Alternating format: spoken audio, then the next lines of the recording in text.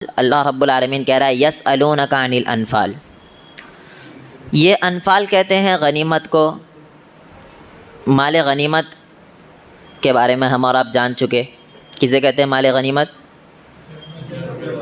ہاں، جب لڑائی وغیرہ ہو جاتی تھی تو لڑائی ہونے کے بعد جو کافروں کا مال بچتا تھا اسے کیا کہا جاتا تھا؟ غنیمت کا مال. اور پچھلی امتوں کے لیے یہ مال حرام تھا. پچھلی امتیں جو تھی، امت محمدیہ سے پہلے کی امتیں جو تھی، ان امتوں پر مال غنیمت حلال نہیں تھا. ایک جگہ جمع ہوتا تھا، الگ الگ روایت، بعض میں کہ ایک آنکھ آ کر کھا لیتی تھی، لیکن ان کے لیے حلال نہیں تھا. وہ امت محمدیہ کے لیے وہ مال اللہ رب العالمین نے کیا کر دیا؟ حلال کر دیا. بس ایک شرط لگائی. وہ کیا لگائی؟ قل الانفال للہ والرسول، کہ رسول اللہ صلی اللہ علیہ وسلم سے سوال کرتے ہیں مال غنیمت کے تعلق سے، غنیمت کے تعلق سے، تو آپ کہہ دیجئے کہ جو مال غنیمت ہے وہ اللہ اور اس کے رسول محمد الرسول اللہ صلی اللہ علیہ وسلم کا ہے. یعنی کیا؟ کہ اللہ رب العالمین اور اس کے رسول صلی اللہ علیہ وسلم جب تک اجازت نہ دے، لوگ آپس میں لڑائی جھگڑا کر کے اسے چھین نہیں سکتے. ایسا ہوتا ہے نا، فطری چیز ہے. جب مال بچ جائے، بہت زیادہ کافروں کا مال بچ گیا ہے، تو انسان چاہے گا یہ مجھے مل جائے. سارے لوگ آئیں گے. فطری چیز بتا رہا ہوں، فطرت ہے انسان کی کہ وہ چاہے گا یہ اچھی والی چیز مجھے مل جائے، یہ چیز میں لے لوں. تو اللہ رب العالمین نے کہا نہ، جب تک کہ اللہ رب العالمین کوئی فیصلہ نہ کر دے، محمد الرسول اللہ صلی اللہ علیہ وسلم لوگوں میں تقسیم نہ کر دے، جب تک کہ کسی کو بھی اس مال کو ہاتھ لگانے کی اجازت نہیں ہے. تو اسی لیے کہا قل الانفال للہ والرسول فاتقوا اللہ، کہ آپ جو ہے اللہ رب العالمین سے ڈرتے رہو. وَأَصْلِحُوا ذَاتَ بَيْنِكُمْ، اور آپس میں کیا کرو؟ اصلاح کرو. اصلاح کرنے کا مطلب ہی یہ ہے کہ کسی وجہ سے انبن ہو گئی ہے، لڑائی جھگڑا ہو گیا، تو اسے ختم کرو. انسان اکثریت جو لڑائی جھگڑا کرتا ہے وہ حسد کی بنا پر کرتا ہے. اس سے جلتا ہے، وہ اس سے بغض رکھتا ہے، وہ اس سے کینہ رکھتا ہے، کپٹ رکھتا ہے. ایک مسلمان بھائی دوسرے مسلمان بھائی سے اگر حسد کر رہا ہے تو بہت بڑی چیز ہے. ایک ہوتی نا، ایک آگ لگ گئی، گھر کو جلا دی، جل گیا گھر، معاملہ ختم. لیکن حسد کی آگ ایسے ہوتی ہے نا، وہ ختم نہیں کرتی ہے معاملے کو، وہ آپ کو اندر سے کھوکھلا کر دے گی. آپ خود پریشان ہو جائیں گے، میں کر کیا رہا ہوں. نہ آپ نماز میں مطمئن سکون سے نماز پڑھ سکو گے، نہ آپ کوئی عبادت سکون سے کر سکو گے، کوئی بھی کام آپ سکون سے نہیں کر سکتے جہاں آپ کے اندر حسد آ گیا. حسد کی آگ بہت خطرناک آگ ہے، وہ اندر سے انسان کو کھوکھلا کر دیتی ہے. اور حسد کے تعلق سے جب بھی بات آتی تو میں آپ کو بتایا تھا نا ایک مرتبہ، حسد کہتے کسے ہے؟ وہ ایک لطیفے کے تعلق سے کہ 3 شخص گزر رہے تھے ایک جگہ سے، جو جانتے ہوں گے پہلے سے بہت لوگ. 3 شخص ایک جگہ سے گزر رہے تھے. اب انہیں ملا چراغ. جانتے ہیں الادین کا چراغ پہلے چلتا تھا بہت زیادہ. الادین کا چراغ گھسیں گے تو اندر سے نکلتا کیا حکم ہے میرے آقا، اور حکم بھی ایک سے ایک کرتے تھے لوگ. یہ سب کہانیاں ہیں. تو انہیں چراغ ملا تینوں کو. جب گھسے تو اندر سے جن نکلا، اور نکلنے کے بعد کہہ رہا ہے کیا حکم ہے میرے آقا. اب پہلے والا بندہ کیا بولتا ہے؟ مجھے اس دنیا کا سب سے امیر آدمی بنا دے. اب جن کہتا ٹھیک ہے لے، تو سب سے امیر آدمی ہو گیا، بنا دیا اس کو. اب آئی باری دوسرے کی. اس سے کہتا ہے کہ کیا حکم ہے میرے آقا. وہ کہتا ہے مجھے پوری دنیا کا بادشاہ بنا دے. ایک کو امیر بنا دیا، اب دوسرے کو بادشاہ بنانے کے لیے کہہ رہا ہے ٹھیک ہے چل تو بھی بادشاہ بن گیا، اس کو بھی بادشاہ بنا دیا. اب بچا تیسرا. تیسرے سے کہتا ہے کیا حکم ہے میرے آقا. وہ کہتا ہے ان دونوں کو واپس ان کی اوقات پہ لیا. یہ ہے حسد. یہ حسد کی تعریف ہے. بہت اچھی تعریف ہو گئی اس کے اندر، کہ بندہ کیا چاہتا ہے نا، کہ مجھے نہ ملے چلے گا، اس سے چھین لے. یہ ہے حسد. اس نے یہی کہا نا، مجھے دے مت دے یہ الگ معاملہ، ان دونوں سے چھین لے تو، یہ دونوں کو واپس اوقات پہ تو لے آ. یہی حسد کی تعریف ہے، کہ ایک انسان جو ہے اندر سے جل جل کے کھوکھلا ہو جاتا ہے، اور وہ چاہتا ہے اس بندے سے اللہ سارا مال چھین لے، مجھے نہ ملے وہ دوسرا معاملہ ہے. دعا آپ یہ کر سکتے ہو کہ اللہ رب العالمین جس طریقے سے تو اوروں کو مال دیا مجھے بھی دے. یہ دعا کرنے میں کوئی پرابلم نہیں ہے. پرابلم یہاں آتی کہ اس سے چھین لے اور مجھے دے، یہ پرابلم ہے. اور اسی کا نام کیا ہے؟ حسد. اور اللہ رب العالمین نے اس سے منع کیا ہے. آپس میں حسد نہ کرو، حسد سے بچو. اسی لیے پڑھتے نا وَمِن شَرِّ حَاسِدٍ اِذَا حَسَد. حاسد کے حسد سے ہمیں کیا کر محفوظ رکھ، اس کے شر سے پناہ مانگنا چاہیے ہمیشہ. ہر کسی کو دعا کرنا چاہیے. پتہ نہیں آپ سے کون جلتا ہوگا، پتہ ہے کس کو پتہ ہے کون جلتا ہے؟ ہم سے کسی کو نہیں پتہ. تو ہمیشہ اللہ رب العالمین سے یہ پڑھتے رہا کرو، وَمِن شَرِّ حَاسِدٍ اِذَا حَسَدَ. کون سی صورت میں؟ یہ کون سی صورت میں؟ قُلْ أَعُوذُ بِرَبِّ الْفَلَقِ. سورہ فلق کے اندر ہی ملے گا، آپ پڑھو اس کو. پھر آگے دیکھیے، اس صورت کا ایک اہم ٹاپک جو ہے نا وہ یہ ہے کہ جنگ بدر. جنگ بدر یہ اسلام کی سب سے آخری جنگ ہے، پہلی جنگ ہے. اسلام کی سب سے پہلی جنگ ہے جس کا نام ہے جنگ بدر. اور جنگ بدر یہ پلاننگ کے ساتھ نہیں ہوئی تھی، اچانک ہو گئی تھی. ایک ہوتا ہے نا انسان پورا تیاری کر رہا ہے، پلان کر رہا ہے، پری پلان ہو کر لڑائی کے لیے آ رہا ہے، تب جا کے لڑائی کر رہا ہے، ایک یہ ہوتا ہے. لیکن جو جنگ ہوئی تھی نا جنگ بدر، پہلی جنگ جو مسلمانوں کی ہوئی ہے وہ بغیر پلان کے ہوئی. کیا ہو گیا؟ جب مسلمانوں کو ہجرت کرنا پڑا، مکہ سے نکال دیا گیا. کہاں گئے تھے ہجرت کر کے؟ شام، مدینہ گئے تھے کیا؟ مدینہ چلے گئے. مکہ سے ہجرت کر کے مدینہ گئے. جب مکہ سے ہجرت کر کے مدینہ گئے، 13 سال تک رسول اللہ صلی اللہ علیہ وسلم میں مکہ میں دعوت و تبلیغ کا کام کرتے رہے. پھر 13 سال کے بعد جب ہجرت کر کے مدینہ جا رہے ہیں تو مدینہ جانے کے بعد زیرو تھے، کچھ بھی نہیں تھا. مال دولت جو کچھ بھی تھا، روپیہ پیسہ شہرت ہر چیز صحابہ جو ہے وہ مکہ میں چھوڑ کر چلے گئے. کچھ بھی نہیں، زیرو، کچھ بھی نہیں. جیسے ہی مدینہ پہنچتے ہیں تو وہاں کے لوگ جسے کہا جاتا ہے انصار. انصار کا مطلب کیا ہوتا ہے؟ ہاں، مدد کرنے والے. تو مدینہ والوں نے مہاجر کی جو ہجرت کر کے آئے ان لوگوں کی مدد کی تھی، اس وجہ سے انہیں لقب ہی مل گیا انصار. اور سامنے والوں کو مہاجر جو ہجرت کر کے آ رہے ہیں. اور پتہ ہونا چاہیے اتنا زیادہ مدد کیے تھے کہ عبد الرحمن بن عوف رضی اللہ عنہ اور بہت سے صحابہ کرام رضوان اللہ علیہم اجمعین کو یہاں تک کہ یہ آفر بھی دیے تھے انصار کہ اگر آپ کو، اب دیکھیے سب کچھ چھوڑ کے آئے نا، تو وائف نہیں ہے، بچے نہیں ہیں، کچھ بھی نہیں ہے نا، سب چھوڑ کے آئے. اب جو ایمان لے آئی ہے عورتیں ان کو تو لے آئے، لیکن جو ایمان نہیں لائے سب کچھ چھوڑ وغیرہ کے آ گئے ہیں.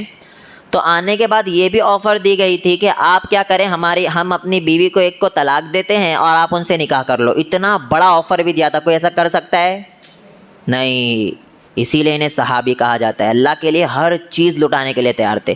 اپنے بھائی کو یہ کہہ رہے ہیں وہ کہ اگر آپ کو وائف چاہیے میں اپنی وائف کو طلاق دیتا ہوں. ایک وائف نہیں ہوتی تھی پہلے، وہ تو آج بر صغیر میں آ گیا ایک وائف کا سسٹم. تو آج اس وقت پہ ایک وائف کا دور دور تک تصور نہیں تھا. صحابہ کرام رضوان اللہ علیہم اجمعین میں کوئی ایک بھی صحابی آپ کو ایسا نہیں ملے گا جو ایک پر مطمئن ہو. تو بہرحال آج ہمارا یہ ماحول بن گیا ہے ایک وائف والا. تو اس وقت صحابہ کہہ رہے ہیں کہ ہم اپنی ایک وائف کو طلاق دیتے ہیں اور آپ ان سے نکاح کر کے ساتھ میں رہ لو. یہ بہت بڑی قربانی ہے، بہت بڑی قربانی. آپ صرف سن کے نکال دو گے، لیکن جب تصور کرو گے نا، جب پتہ چلے گا کہ کتنی بڑی قربانی ہے. آج اگر انسان کو ایک کوئی پسند آ جاتی ہے تو اس کو بھلا نہیں پاتا ہے، پتہ ہے نہیں بھلا پاتا. نمازیں پڑھ رہا، اس کے لیے دعائیں کر رہا، تہجد میں اٹھ کے دعائیں کر رہا، مل جائے مل جائے مل جائے، پھر بھی نہیں مل رہی. اب سوچو صحابہ کا یہ معمول ہے کہ وہ کیا کر رہے ہیں، اللہ کی راہ میں سب کچھ چھوڑنے کے لیے تیار ہیں. یہ تھے صحابی. پھر انصار نے ان کی مدد کی. پھر 2 ہجری میں کیا ہوا، اللہ رب العالمین کے حکم سے ہی رسول اللہ صلی اللہ علیہ وسلم یہ معاملہ، یہ پلان بنائے کہ اب کیا کرتے ہیں کہ شام سے مکہ کی طرف ایک قافلہ جاتا تھا، تجارتی قافلہ. وہ قافلہ کیا ہوتا تھا کہ اس میں مال دولت سارا مکہ والوں کا اسی میں ہوتا تھا. ہر سال جاتا تھا یہ قافلہ. تو اس وقت ابو سفیان رضی اللہ عنہ جو اس وقت ایمان نہیں لائے تھے، بعد میں ایمان لے آئے، تو صحابی رسول ہے صلی اللہ علیہ وسلم، وہ قافلہ لے کر جا رہے تھے. اور یہاں سے کیا کر رہے ہیں، محمد الرسول اللہ صلی اللہ علیہ وسلم مع اصحاب، یعنی صحابہ کرام رضوان اللہ علیہم اجمعین کے ساتھ نکل گئے. اور نکلنے کے بعد پلان یہ تھا کہ وہ جو مال لے کر آئیں گے نا، ان سے لڑائی کر کے اس مال کو ہم کیا کریں گے، چھین لیں گے. وہ کیوں چھین رہے، یہاں تو غلط ہو رہا ہے. پرابلم یہ تھی کہ ان کا مال دولت ہر چیز تو مکے ہی میں تھی، ان لوگوں نے ظلم کر کے انہیں باہر بھگا دیا تھا. تو اسی وجہ سے اللہ رب العالمین نے حکم بھی دیا تھا، محمد الرسول اللہ صلی اللہ علیہ وسلم کوئی بھی کام اپنے سے نہیں کرتے جب تک اللہ حکم نہیں دیتا. تو اللہ کے حکم سے ہی محمد الرسول اللہ صلی اللہ علیہ وسلم باقی سارے صحابہ گئے. اور جانے کے بعد پلان یہ تھا کہ ابو سفیان جو لشکر لے کر جا رہے ہیں اسے کیا کرنا ہے، لڑائی کر کر اس کا مال چھیننا ہے. اور کیونکہ یہ بھی تھی نا، مال سے انسان بہت زیادہ پاورفل ہوتا ہے. جب مکہ والوں کا مال ہی چھین لیں گے تو ایک حساب سے وہ کیا ہو جائیں گے؟ کمزور پڑ جائیں گے. تو ابو سفیان رضی اللہ عنہ وہاں سے مال لے کر جا رہے ہیں، اپنا قافلہ لے کر جا رہے ہیں. انہیں خبر لگ گئی کہ محمد الرسول اللہ صلی اللہ علیہ وسلم اور صحابہ کی ٹیم آ رہی ہے جو ہمیں کیا کرنا چاہ رہی ہے؟ مال چھیننا چاہ رہی ہے، لڑائی کرنا چاہ رہی ہے. اب یہ کیا کہے؟ ابو سفیان اس وقت ایمان نہیں لائے تھے. انہوں نے یہاں سے ابو جہل کو وفد بھیج دیا، ابو جہل کو پیغام بھیج دیا کہ یہاں پر کیا چل رہا ہے؟ مسلمان حملہ کر دیے ہم لوگوں پر. اب ابو جہل ایک دم ٹینشن میں، قریش تھا، قریش والے پاورفل تھے. اب ابو جہل نے کیا کیا؟ یہاں پر 1000 کا لشکر تیار کر دیا، 1000 کا لشکر تیار کر دیا.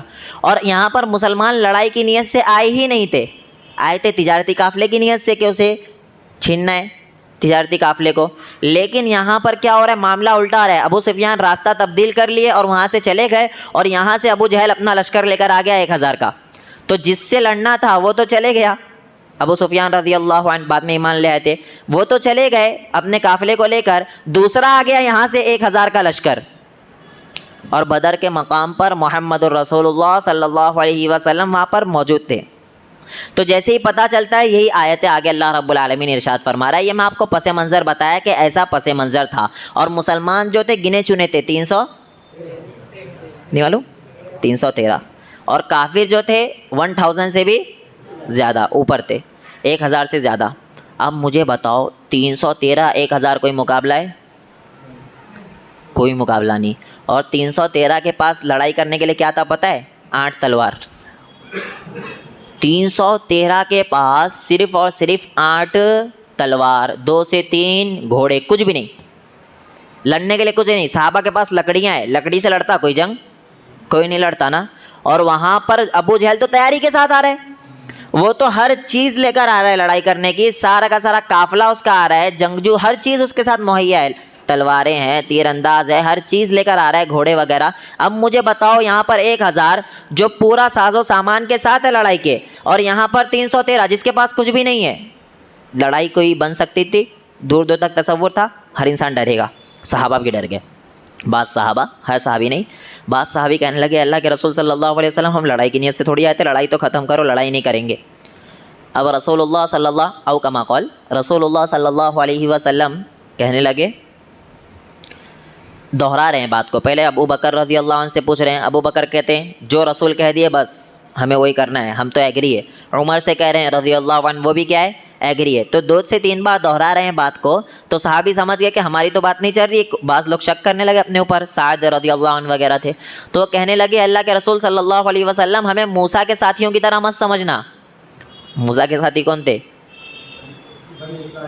موسیٰ کے ساتھی بنی اسرائیل، جو کیا کہہ رہے تھے؟ ان معی ربی. وہ کہہ رہے تھے نا وہاں پر پہنچ کے، جب فرعون پیچھے سے آ رہا تھا، اے موسیٰ اب تیرا رب کہاں چلے گا، اب ہمارا کیا ہوگا، یہ کہہ رہے تھے نا. تبھی تو موسیٰ نے کہا تھا ان معی ربی، میرے ساتھ میرا رب ہے. اور اسی کے الٹا جملہ محمد الرسول اللہ صلی اللہ علیہ وسلم نے ابو بکر رضی اللہ عنہ کے لیے کہا تھا ان اللہ معنا، ہم دونوں کے ساتھ ہمارا رب ہے. یہ فضیلت ہے امت محمدیہ کی، امت محمدیہ کی یہ کیا ہے؟ فضیلت ہے. تو بعض صحابہ ڈر رہے تھے، لڑائی کے لیے تیار نہیں تھے. دیکھیے یہ اسباب کی وجہ سے ڈر رہے ہیں. پتہ چلا کہ بغیر اسباب کے کچھ بھی کام ہونے والا نہیں ہے. یہاں پر ایک سلام کر رہے تو 1000 مسلمان، دوسرا سلام کر رہے تو 1000 مسلمان. یہاں پہ ایک سلام کر رہے تو جتنا دور تک نگاہیں جاری سارے مسلمان. یہاں پہ ایک سلام کر رہے تو یہاں جتنا دور تک نگاہیں جاری سارے مسلمان. اور یہاں پر ہمارے نبی جناب محمد الرسول اللہ صلی اللہ علیہ وسلم 313 کا لشکر لے کے آ رہے، 1000 سامنے، ایمان کوئی نہیں لا رہا، نبی سے بڑھا دیے. کیا کر دیے؟ اپنے بابوں کو نبی سے بڑھا دیے. یہی چیز میں کہتا ہوں کہ جو فضائل اللہ کے تھے، جو فضائل محمد الرسول اللہ صلی اللہ علیہ وسلم کے تھے، آج کے کچھ مسلمان اسے اپنے بابوں پر فٹ کر دیے. وہ فضائل اللہ کے تھے، وہ فضائل محمد الرسول اللہ صلی اللہ علیہ وسلم کے تھے. ابھی میں گناؤں گا نہیں ورنہ بات لمبی ہو جائے گی، لیکن آپ جانتے ہوں گے ایسی ایسی فضیلتیں جو اللہ کی ہے اسے اپنے بابوں پر فٹ کر دیے. یہی چیز میں بتا رہا ہوں، جنگ بدر 313 اسباب کے تحت چل رہی ہے. صحابہ ڈر رہے ہیں، محمد الرسول اللہ صلی اللہ علیہ وسلم دعائیں کر رہے ہیں سجدے میں، اے اللہ اگر آج یہ 313 چھوٹی سی جو تعداد ہے، چھوٹی سی جماعت ہے، اگر آج یہ ہار جاتی ہے تو پھر تیری عبادت کرنے والا اس زمین پر کوئی بھی بچے گا؟ بولو نہیں. دیکھو اسباب، نبی یہ تھوڑی کہہ رہے میں تو جنگ میں ہاروں گا تھوڑی، یہ نہیں کہہ رہے. نبی کہہ رہے کہ اے اللہ اگر آج یہ چھوٹی سی تعداد ہار جاتی ہے تو قیامت تک کہ تیری عبادت کرنے والا اس دھرتی پر کوئی بھی موجود نہیں رہے گا. اور آپ کو پتہ ہونا چاہیے اتنا دعائیں کر رہے تھے کہ ابو بکر کہتے ہیں اے نبی بس صلی اللہ علیہ وسلم. ایک چیز پتہ ہونا چاہیے، جو محنت کرتا ہے نا اسے پتہ ہوتا ہے کہ اگر یہ محنت رائے گا چلی گئی تو کتنا نقصان ہوگا. 13 سال تک جو نبی محنت کر رہے ہیں اور مدینہ جا کر 1 سال اور محنت کر رہے ہیں، 2 ہجری میں ہوئی ہے جنگ بدر. دوسرے یعنی 15 سال تک جنہوں نے محنت کی وہ جانتا ہے اگر یہ چھوٹی سی تعداد ماری گئی تو کتنا بڑا نقصان ہوگا. اور وہی محمد رسول اللہ صلی اللہ علیہ وسلم نے دعائیں کی، پھر اللہ نے بتایا وما جعلہ اللہ، اللہ نے کیا کر دی؟ خوشخبری دے دی. الا بشرا لکم ولتطمئن بہ قلوبکم، اللہ نے خوشخبری دے دی. تو یہی جنگ کی پس منظر میں آپ کو بتا رہا تھا. اب کیا ہوا؟ تعداد کھڑے ہو گئے. ایک چیز پتہ چلی نا، پری پلان جنگ نہیں تھی یہ، جنگ جو ہوئی ہے یہ اچانک ہو گئی ہے اور صحابہ تیار بھی نہیں ہے. پھر اللہ نے خوشخبری سنائی، کیا؟ اذ تستغیثون ربکم فاستجاب لکم انی ممدکم بألف من الملائکۃ مردفین. اللہ اکبر. اللہ کہہ رہا ہے یاد کرو جب تم دعائیں کر رہے تھے تو اللہ رب العالمین نے کتنے کا لشکر بھیجا تھا؟ 1000 فرشتوں کا. کس کو بھیجا تھا؟ 1000 فرشتے اللہ رب العالمین نے نازل کیے تھے اور ایک کے بعد ایک وہ اترتے جا رہے تھے. اب بتاؤ اللہ تو ایک فرشتے سے ہی کام تمام کر سکتا تھا، اللہ تو بغیر فرشتے کے بھی کام تمام کر سکتا تھا؟ نہیں کر سکتا تھا؟ اللہ زمین کو حکم دیتا ہٹ جاتی، دھج جاتے سب، دور دور تک نظر نہیں آتے. لیکن اللہ رب العالمین ادھر بھی اسباب سے چلا رہا ہے دنیا، ادھر بھی اللہ اسباب سے چلا رہا ہے. اور اللہ نے جو 1000 فرشتے بھیجے، اللہ بھیجا ہی اس لیے تھا وَلِتَطْمَئِنَّ بِهِ قُلُوبُكُمْ، تاکہ صحابہ کا جو دل ہے وہ تھوڑا مطمئن ہو جائے. ٹینشن میں آ گئے تھے سب، ہمارے پاس تو کچھ ہے ہی نہیں، 1000 آ رہے ہم لڑیں گے کیسا؟ تو اللہ نے کیا کیا؟ 1000 کا تعداد بتا کر 1000 کے فرشتے بھیج رہا ہوں یہ بتا کر یہ پیغام دیا کہ وہ 1000 آ رہے نا سامنے، تو ٹینشن مت لو، 1000 فرشتے بھی آ رہے. سمجھے؟ یہ صرف دل مطمئن کرنے کے لیے. جب 1000 ہے تو تم ٹینشن مت لو، 1000 فرشتے بھی آ رہے ہیں. اور جنگ ہوئی، جنگ ہونے کے بعد صحابہ خود بیان کرتے ہیں ابھی وہ تلوار اٹھائے رہے، وہاں سے گردن الگ ہو جا رہی ہے. یہ فرشتوں کی مدد. جبرائیل خود اتر کے آتے ہیں، محمد الرسول اللہ صلی اللہ علیہ وسلم سے پوچھتے ہیں آپ میں سب سے بہترین صحابی کون لوگ ہیں آپ کی نظر میں، یعنی آپ کے پاس سب سے بہترین لوگ کون ہیں؟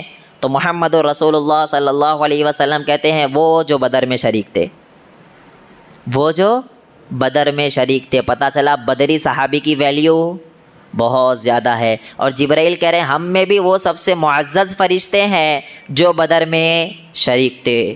پتہ چلا جو فرشتے بدر میں شریک ہوئے وہ بھی معزز ہو گئے، جو صحابی بدر میں شریک ہوئے وہ بھی معزز ہو گئے. حضرت علی رضی اللہ عنہ جانتے ہو کیا نہیں؟ حضرت حمزہ رضی اللہ عنہ، یہ پہلوان سارے شروع میں آ کر کافروں کو سب سے پہلے قتل کرنے والے یہی لوگ تھے. حضرت حمزہ رضی اللہ عنہ، حضرت ابو بکر، حضرت عمر رضی اللہ عنہ، حضرت علی رضی اللہ عنہ. شیر کی طرح لپکے تھے یہ لوگ، سامنے والے ڈر گئے تھے. اور محمد الرسول اللہ صلی اللہ علیہ وسلم ایک مٹھی لیتے ہیں، جیسے ایسا پھینکتے ہیں اللہ رب العالمین کے حکم سے وہ مٹی ایسی تیزی سے جاتی ہے کہ کافروں کی آنکھوں میں چلی جاتی ہے اور وہ چندیا جاتی ہے، وہ سمجھ نہیں پاتے کہ سامنے کچھ ہے بھی، کوئی لوگ بھی ہے. تو اللہ نے یہی کہا کہ مدد کس نے کی تھی؟